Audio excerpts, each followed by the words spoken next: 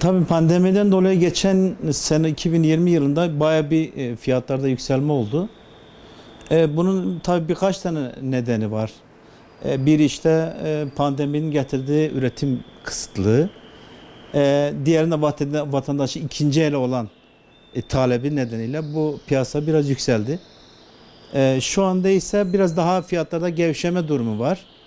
Bu da fiyatların biraz değil bayağı yükselmesinden sonra inmesi gereken, yani normal düzeye inmesi gereken, bir seviye inmesi gereken düz durumu var.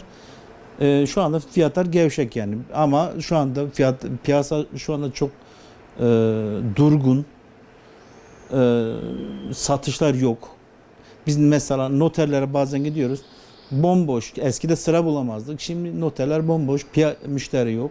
Cansız bir şey var yani, piyasa var. Vallahi şu anda biz 2-2,5 aydır daha bir tane araç satmamışız normalde. Yoksa geçen pandemi döneminde bayağı araba satıldı. Çünkü talep çoktu.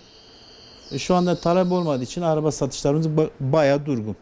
Evet. Şu anda piyasanın durumu 2 ay öncesine nazaran biraz daha düşük gidiyor. Araba satışları da düştü. Bu her sene bu Ocak-Şubat ayında biz bu sıkıntıyı çekiyoruz. Yani bu ilk kez olan bir şey değil. Millet işte sanki ilk kez olmuş gibi biraz durumlardan şey yapıyor da yok, ilk kez değil yani. Bu her sene Ocak-Şubat ayında aynı sıkıntıları çekiyoruz biz. Yani bu Şubat ayından sonra tekrar eski düzene dönecek diye düşünüyoruz. Araç fiyatları düştü mü? Vallahi çok bir şey olmadı ya. Yüksek model mesela 100 bin liranın üzerindeki araçlarda bir 5-10 bin lira bir aşağıya düşüş oldu. Hani 40-50 bin liralık arabalarda çok bir şey fark etmedi yani. O da haliyle doların yüksekti. İşte yüksek fiyattan dolar alıp bozduramayan insanlarımız var. Ya onlardan dolayı da biraz fark etti. İşte MTV ayı, Ocak ayı onlardan dolayı fark etti. Yani yani fiyatlarda çok oynama olmadı ya. Yani düştüğü gibi göstermeye çalışıyorlar da bence çok bir oynama olmadı yani. Piyasanın da düşeceğini de zannetmiyorum. Bu zamanda da zor. Şu anda 2021-2020'ye göre fiyatlar düşük. Yani şu anda araç almak isteyen vatandaşlarımız araçlarını alabilirler. Çünkü piyasa iyice gevşedi. 2021'de çıkabileceği en yüksek seviyeye kadar çıktı. Dolar, euro, altın nasıl yükseldiyse araba piyasası o şekilde yükseldi. Ama şu anda piyasa iyice gevşemiş durumda. Altın, euro yakında çıktığı gibi araç piyasası yükselmesi bekleniyor şu anda. Şu anda ne kadar bir düşüş var? Araç başında tahminen söylüyorum %15-%20 bandında bir düşüş var araçlarda. Satışlarınız nasıl? Satışlar şu anda biraz yavaş yavaş hareketlenmeye başladı. Önü çünkü yaz geliyor. Yaz geldiği zaman da biliyorsunuz insanlarımız araç ihtiyacı çok diyorlar.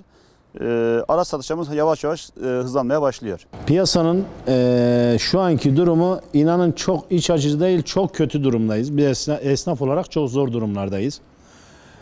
Ve bugün araçlarımızı biz eskiden 50 milyara aldığımız araçları şimdi 100 milyara alıyoruz. Bu bizim zararımız oldu, faydamız olmadı. Biz bilakis şu anda sermayelerimizi erittik.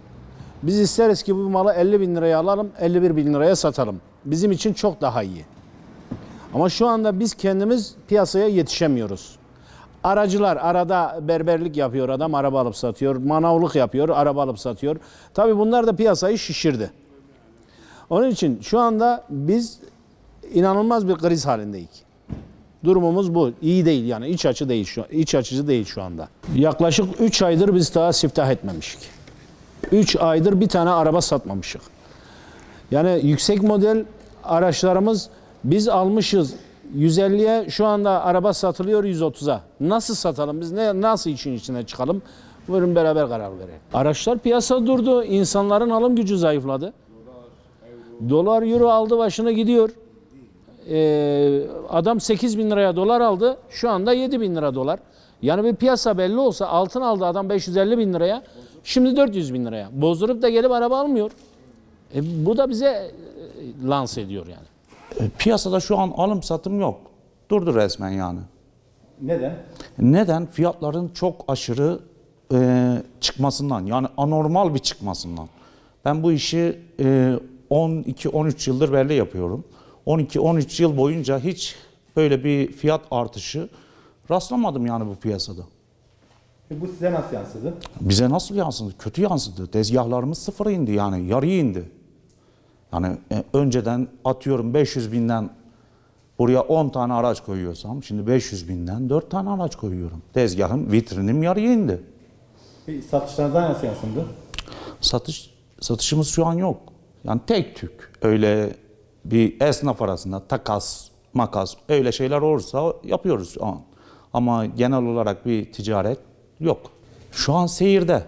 Yani düşüş yok. Yani nasıl esnaf ne diyor?